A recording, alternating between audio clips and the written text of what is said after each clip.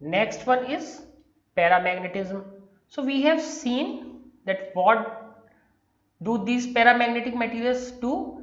They attract magnetic field lines inside them. So that means they become magnetized. Paramagnetic substances are those which get weakly magnetized when placed in external magnetic field. So what is happening here? Suppose there is some external magnetic field and we put some magnetic material which is paramagnetic. So what happened? This will also become very weak magnetic material. So the magnetic field lines concentrate inside this and this will also become very weak magnet. So total magnetic field which was B0 in absence of this material, this will be increased but little bit. Let us say this was 100 Gauss, so this will become 101 Gauss, so little bit increased. But in case of diamagnetic material, they try to repair, so it is reduced in case of diamagnetic. In paramagnetic, it is increased, diamagnetic it is decreased. So that is the difference. But why does this happen? Why does this happen? So we have already discussed. Let us take this p shell and there are three subshells, px, py and pz.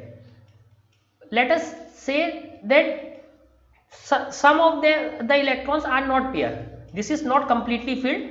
Let us say at least one or more than one electrons are not paired. So even if there is one electron that is not paired, it will have some magnetic moment, because what will happen in case of diamagnetic, one is electron is moving in this direction, another one is moving in this direction. So one has magnetic field, let us say in this way, another one has in this way, so they will cancel each other. But what happens in case of paramagnet, there is no pair. So let us say this electron is moving in this way, so there is net magnetic field in this direction, right side. Similarly all the electrons have their magnetic field. But what is the problem? Suppose if we see total picture, total material, so these are randomly arranged, one is up, one is down, another one is here and there, so they are random. Similar thing what we have seen in case of charges without electric field. So charges without electric field, so these are random without. So what did we do to make charges flow? We put some electric field in case of charges, because charge carrier or electron movements were random and there was no current. Similar here, these are so random, one is up, another somewhere down, some up, some in any direction. So in presence of no field, there is no field, so it is not magnetized. But as soon as we put some magnetic field, let us say we put these in magnetic field, so some of them are try to align, they start aligning in the external magnetic field. So now we have external magnetic field, so definitely they were random, but some of them try to align in this direction, some of them. So previously all are equal, but now some of them are aligning. This effect is very weak, but at least they are trying to align, so magnetic field will increase. So this was initial magnetic field plus because of their alignment, Bm. So total magnetic field will increase, though the increase is very small, but they will try to align. So each individual atom or ions or molecules of a paramagnetic material possesses a permanent magnetic dipole moment of their own. So these possess permanent magnetic dipole moment. Why? Because there is an unpaired electron which has a permanent magnetic dipole moment. Now we have to consider this random thermal motion. Because of temperature, their dipole moments are not aligned, they are moving randomly. Hence, there is no direction and no magnetic field. So, no net magnetization. Because of this, we get no net magnetization. The individual atomic dipole moment can be made to align and point in same direction as B naught. So, in case we don't have any external field, so what will happen? Thermal motion, which is random, so these are randomly aligned. But as soon as we put some external magnetic field B naught, so what this atomic dipole will try to do? They will try to align. They will try to align in this external magnetic field. So there will be some magnetization. So the field lines get concentrated inside this material that we have seen, and the field inside is enhanced. So that we have seen that the field inside these material will enhanced. In most cases, it is evident from table 5.2, this enhancement is very slight. This enhancement is very weak, being 1 in 10 to power 5. So very small. Out of 1 lakh, only 1. So enhancement is there but very small. When placed in a non-uniform magnetic field, what will these materials do? These will move from weak to strong field because they like magnetic field.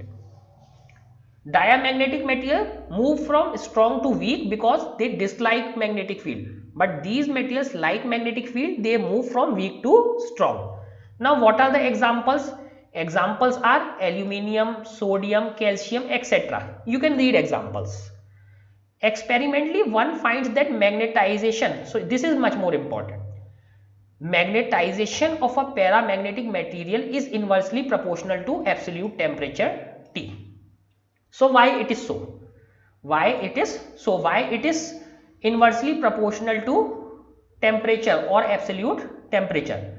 The reason is that why do, till now you know, why do atoms or molecules move or they vibrate? Just because of temperature.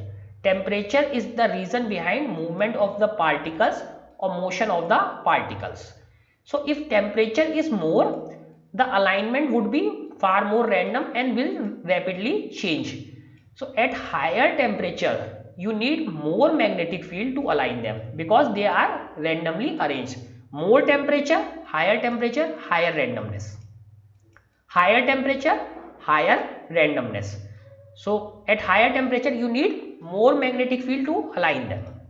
Okay. So now what we see here, so this is magnetization. Magnetization M is proportional to 1 by T. That means at higher temperature magnetization is low.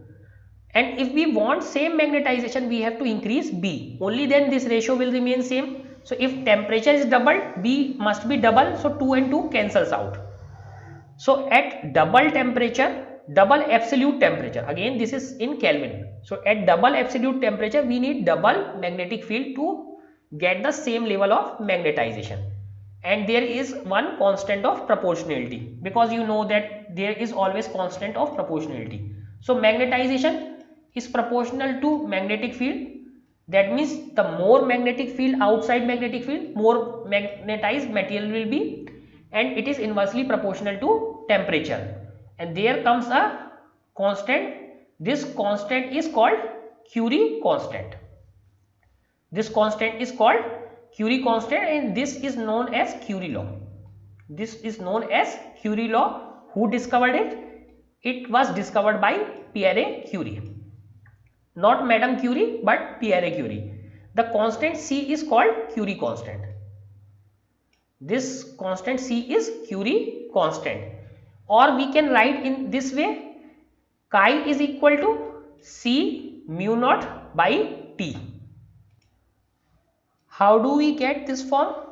Because let me put it here, M is equal to chi H, B naught is equal to mu naught H. So this was our formula. Let us put these value. Chi H, that is the value of M, is equal to C B naught is mu naught, this is mu naught H by T. H and H cancels both the side. Chi is equal to C mu naught by T. So this is called Curie law, named after Pierre Curie, not Madame Curie, and C is the Curie constant.